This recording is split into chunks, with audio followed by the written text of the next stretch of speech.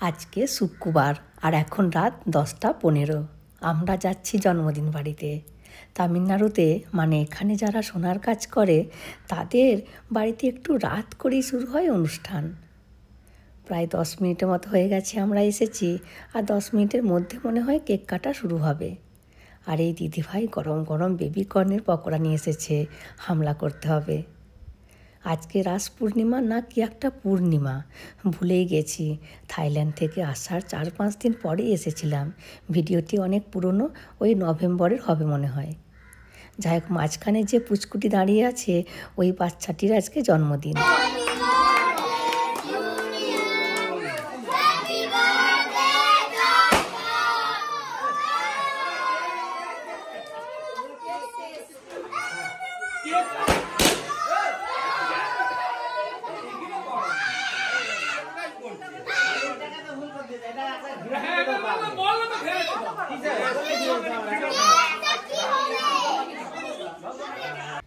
এই যে দেখুন, এখানে বেবি কর্নের পকোড়া হচ্ছে।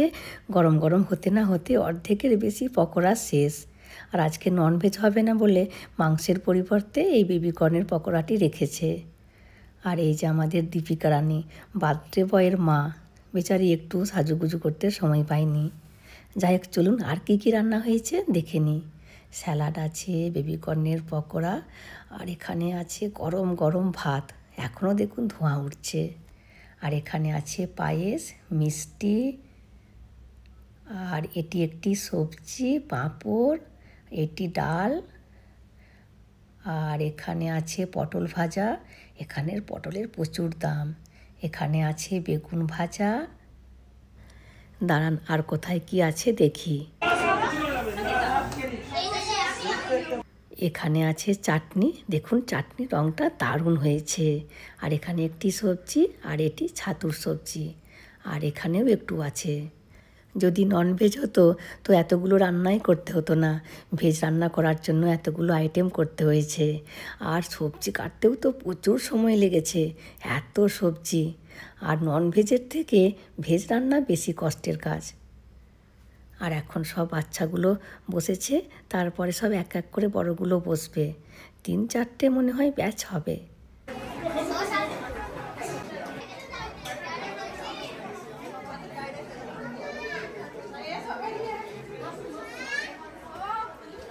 আর এখানে হাজব্যান্ডও বসে পড়েছে, আর আমরা মেয়েরা পরের ব্যাচে বসবো।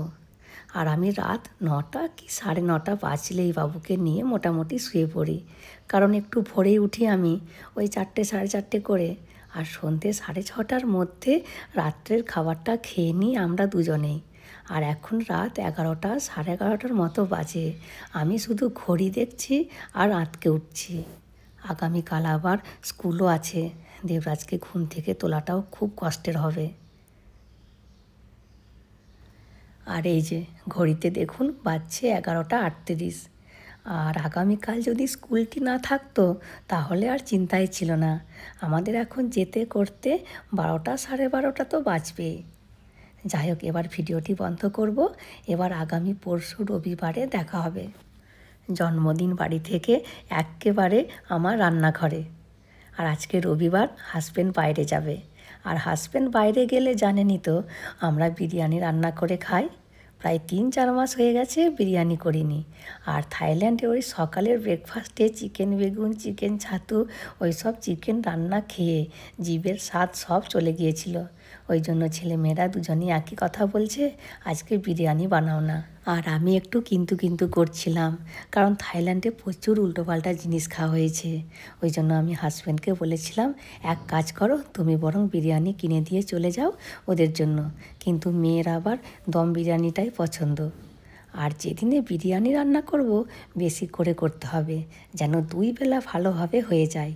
যদি সম্ভব হতো আগামীকালের জন্য করে রাখতে হতো, কিন্তু জায়গাটা ছোট ধরবে না, ওই জন্য আর কিছু বলেনি। যাই হোক, বিরিয়ানি মশলা, হলুদ গুঁড়ো, লঙ্কা গুঁড়ো, টমেটো, নুন, জল সব দেওয়া হয়ে গেছে। এবার একটু 5 মিনিটের জন্য ঢাকা দিয়ে রাখবো। আর দেখুন এই বিল্ডিংটাতে দেবরাজ টিউশনে যায়, তো এখানে একজন মারা গেছে।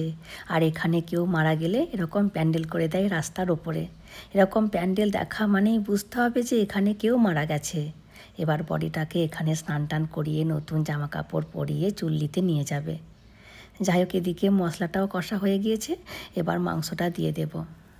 আর আমি বেশিরভাগ ননস্টিকের কড়াইতে রান্না করিই না, বেশিরভাগ হয় লোহার কড়াইয়ে করি, তা না হলে মাটির কড়াইতে রান্না করি।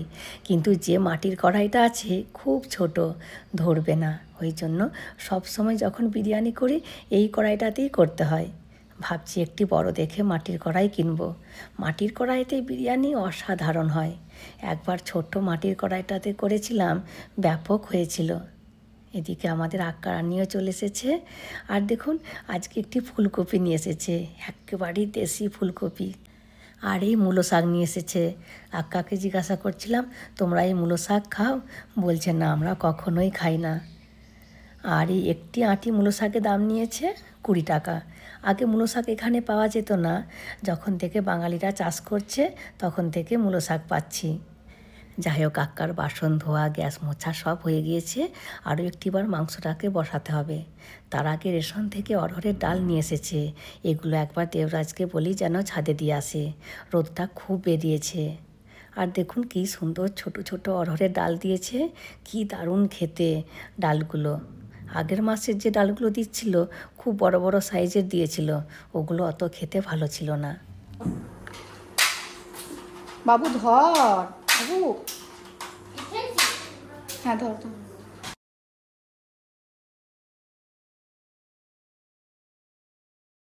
ব্যাস হয়ে গেছে আক্কার কাজ, এবার ব্যালকনিটা মুছে দিলেই হয়ে যাবে। আর এদিকে হাজবেন্ডও রেডি হয়ে গেছে, এবার এক্ষুনি বেরোবে। আর আক্কা আমাদের ঘরে কাজ করে, পাক্কা 1 ঘন্টা লাগে আক্কার কাজ হতে, এত স্পিডে কাজ করে। কিন্তু কাজ কিন্তু খুব ভালো, যত স্পিডে কাজ করুক না কেন কাজ কিন্তু খুব ভালো করে। এদিকে ভাতও বসিয়ে দিয়েছি, আর এদিকে মাংসটা প্রায় হয়ে এসেছে। আর মিনিট 4-5 মিনিটের মতো বসালেই মনে হচ্ছে মাংসটা হয়ে যাবে। খাসি মাংস তো, ওই জন্য একটু দেরি লাগছে।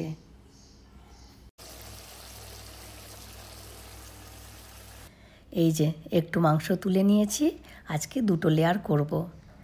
আর এদিকে ভাতটাও হয়ে গিয়েছে, 80% সেদ্ধ হয়ে গিয়েছে, ঠান্ডা করতে দিয়ে দিয়েছি। চলুন এবার বরং সাজিয়ে নিই। প্রথমে ভাত দিলাম, এবার ওপর থেকে দেব বেরেস্তা, মানে ওই পেঁয়াজ ভাজা। এবার একটু দেব বিরিয়ানি মশলা। এবার দিচ্ছি অল্প করে চিনি, আর ভাতের মধ্যে দিয়েছিলাম কিশমিশ। একটু বিরিয়ানি মিষ্টি মিষ্টি না হলে সেরকম ভালো লাগে না। এখন দিচ্ছি একটু গোলাপ জল আর একটু কেওড়ার জল, এগুলো সব দেশ থেকে নিয়ে এসেছি। এবার দেব 2-3 চামচ ঘি। ব্যাস, একটি লেয়ার হয়ে গেছে, আরও একটি লেয়ার করব। বাকি মাংসটাকেও দিয়ে দেব। এবার দেব ভাত। ব্যাস, ভাত দেওয়া হয়ে গেছে। এবার সেম বেরেস্তা দেব। এবার ওই গোলাপ জল, কেওড়ার জল সব একটু একটু করে দেব। আর সব শেষে দেব 2 ফোঁটা আতর। এই আতরের গন্ধটার জন্যই বিরিয়ানিটা খেতে বেশি ভালো লাগে। প্রায় 40 মিনিট দমে বসিয়েছিলাম। বিরিয়ানি একেবারে কমপ্লিট। আর দেখুন কি সুন্দর ঝরঝরে হয়েছে, আর পুরো ঘরটা বিরিয়ানির গন্ধে ভরে গিয়েছে। যাই হোক, চলুন এবার বেড়ে নিই। এটি হচ্ছে গোপালের জন্য, আর এটি হচ্ছে মেয়ের জন্য।